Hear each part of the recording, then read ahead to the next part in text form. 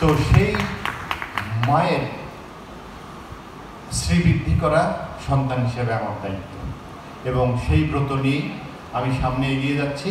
এবং আমি আশা করি যে চাঁদপুর বিজ্ঞান ও প্রযুক্তি বিশ্ববিদ্যালয় বিশ্বের বুকে একদিন সত্যিকার অর্থেই সত্যিকার বিশ্ববিদ্যালয়ের মর্যাদায় অধিষ্ঠিত হবে।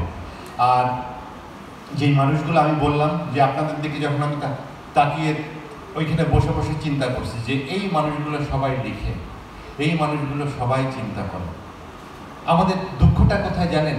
আমাদের দুঃখটা যে আমরা সঠিকটা এখনো গ্রহণ করতে পারি না। আমাদের যে ক্ষমতা, আমাদের যে ভিতরের যে শক্তি, এই শক্তিটাকে আমরা জাগ্রত করতে পারি না।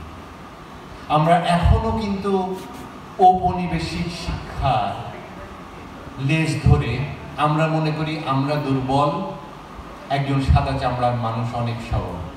আর ম্যাডাম আবার অসন্তুষ্ট হবেন না, আপনি নিজেও অনেক ফর্সা। সাদা চামড়া বলতে আমি বুঝিয়েছি আর কি পশ্চিমাদের কথা, ঠিক আছে? তো আর কি আপনারা কি জানেন যে আমার 33 মার্চ কিভাবে হয়েছে?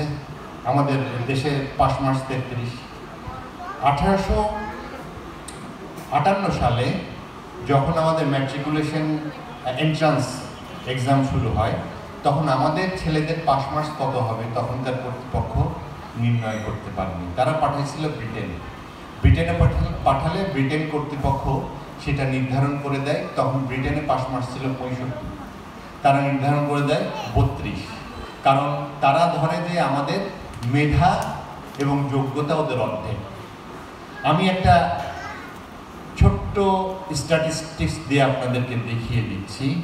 আমেরিকা, কানাডা, অস্ট্রেলিয়া, এই বাঙালি, এই ভারতীয় যারাই আছে, তারা ওখানকার native American, native Australian, native ইংল্যান্ডের মানুষের থেকে প্রায় দ্বিগুণ বেতন পায়। একটা নেটিভ আমেরিকানের বেতন, যদি এটা স্ট্যাটিস্টিক্স আমার কাছে আসে, যদি দেখতে চান, ও 2023 সালে নেটিভ আমেরিকান যদি বেতন পায় $75,000, একজন অভিবাসী বেতন পায় $160,000। এটার কারণ কি জানেন? কারণ হচ্ছে একজন অভিবাসী স্বপ্ন দেখে। পড়াশোনার সঙ্গে কিন্তু টাকার সম্পর্ক নাই। কেউ যদি মনে করে যে আমি ইনভেস্ট করবো আর শুধু ওইখান থেকে সোনা গজাবে, নো। পড়াশোনার সঙ্গে সম্পর্ক হচ্ছে স্বপ্ন দেখা। আপনি যখন চিন্তা করবেন যে আমি ভালোভাবে পড়বো, আমি ভালোভাবে জানবো, এবং আমি একসময় পশ্চিমা দেশে গিয়ে ভালো চাকরি করব, এই স্বপ্নই আপনাকে অনেক দূরে নিয়ে যাবে। তো সেই জন্যে এই বিষয়গুলো আমাদের বুঝতে হবে যে আমাদের যে মেধা, আমাদের যে মনন, সেটা অবারিত এবং তার শক্তি অসীম শক্তি।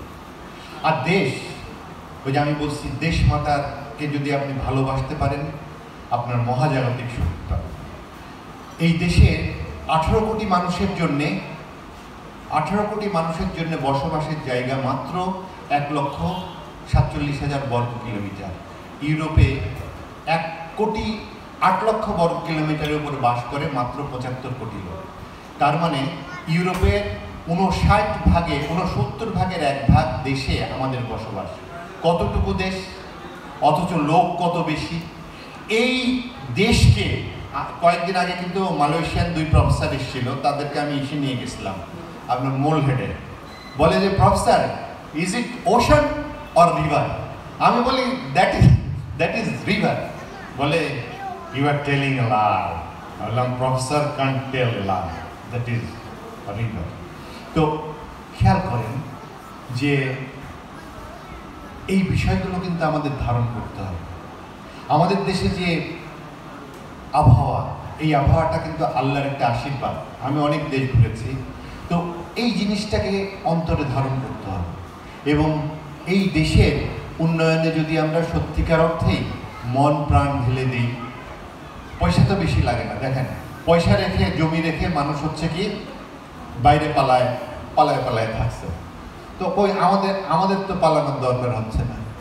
আমাকে তো আপনারা অসম্মান করছেন না। হ্যাঁ, অসম্মান করবেন, এবং আমি চাঁদপুর কণ্ঠকে বলবো যে আমার দিকে 100টা সিসিটিভি ক্যামেরা ফিট করে রাখতে, যে আমার কোনো হলে সাথে সাথে আপনারা খবর হিসেবে, প্রথম পাতার খবর হিসেবে প্রকাশ করবেন।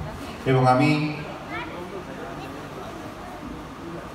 বলতে পারি, কায়মনোবাক্যে বলতে পারি যে আমার দ্বারা দেশের কোনো ক্ষতি হবে না, কারণ এই দেশ 5 টাকা মাইনেতে, 5 টাকা বেতনে আমাকে তৈরি করেছে।